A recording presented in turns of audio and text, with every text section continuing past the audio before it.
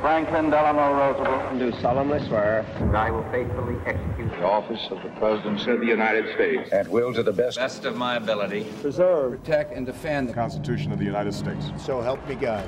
Congratulations, Mr. President. It's going to be only America first.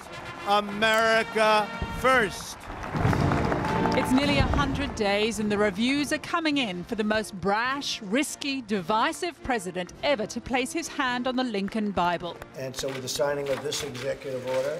In office, President Trump has translated his aggressive campaign rhetoric into a volley of executive orders, seizing control of America's bureaucratic machinery, inflaming his enemies but thrilling his supporters. I'm not expecting him to be like every other president we've ever had. To do that would be un-Trump-like.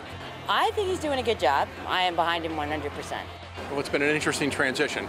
Has moments of boredom and moments of sheer terror. York in Pennsylvania is one of 3 counties nationwide that swung the election for Donald Trump.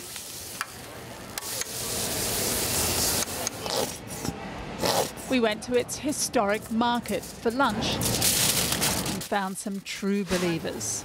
Ultimately, at the end of the day, I'm a Republican, but I voted for him because he was telling me I'm going to be different. And the truth is, he has been different so far. I always pray for our leaders. I want the best for them. I want to be a good citizen. At the same time, I am concerned. Protection of the nation from foreign terrorist entry. From week 1, there was evidence revealed by the Muslim travel ban that converting campaign promises into policy would be a challenge.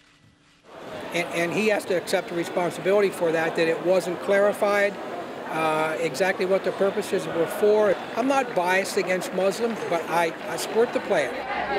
Within days of the protest that followed his executive order banning citizens from 6 Muslim-majority countries, as well as refugees from travelling to the United States, the courts shut the order down. It's on its way to the Supreme Court. As for the border wall Mexico was meant to pay for, it's still in the development stage. We definitely, desperately need the wall. We can build a wall.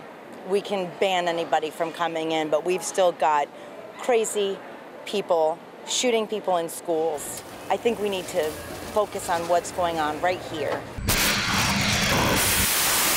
The America First president surprised when he ordered the firing of Tomahawk missiles after the Syrian government used chemical weapons, a direct reply to Russia's ally, Bashar al-Assad.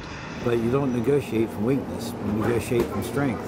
And you let them know that, hey, we're still #1. I think Putin, once he gets to know Trump, he'll understand that, hey, this is a no-nonsense guy. This is going to be like dealing with Reagan. You know, there's a line. Don't cross it. Tonight I ordered a targeted military strike.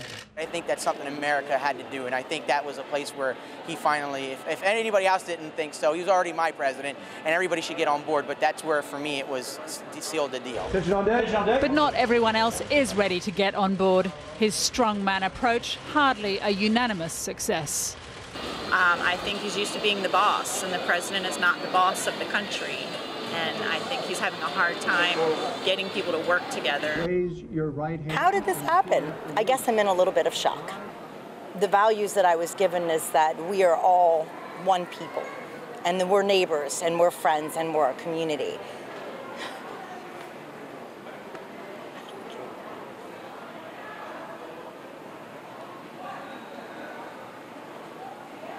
We still are. And again, I just don't want other people to judge us or think that that is what America is. Breaking overnight, Michael Flynn resigns as President Trump's national security advisor. I turn on the TV, open the newspapers, and I see stories of chaos. Chaos. Yet it is the exact opposite. This administration is running like a fine-tuned machine. In truth, there is chaos. Senior staff with undeclared links to Russia, a congressional disaster on healthcare. But those who chose the Trump machine aren't worried. His polling isn't great. All those fears, everything that everybody thought, the government didn't blow up. Our country's still working. The trains are still on time. What do you want to see more of from him? You know, just don't let people push him around, and maybe think before he speaks sometimes. 100 days and Project Trump is only just getting started. So I think what's clear from those conversations with people in York and Pennsylvania is that if you were a Trump supporter before the election, you still are now. The failure to enact immigration reform, you probably think is the fault of the courts. The failure on healthcare, that's not down to Donald Trump either. That's the fault of Congress. And any questions of character are overblown by the mainstream media, who for many people are the enemy. Now that is classic strategy from key advisor Steve Bannon, and I've got to say it's certainly a more common experience for us now to speak to Trump voters who don't want to be interviewed because they see the media as the enemy. Steve Bannon, though, interestingly, has been less visible over the past month or so after some of these congressional failures, and there's certainly tension, it seems, between nationalists like him and family power players like Jared Kushner and Ivanka Trump. For Trump voters, though, what is clear is the more disruptive he is, the more evidence that Donald Trump is having an effect. For everyone else, though, what looks like disruption and chaos is exactly that.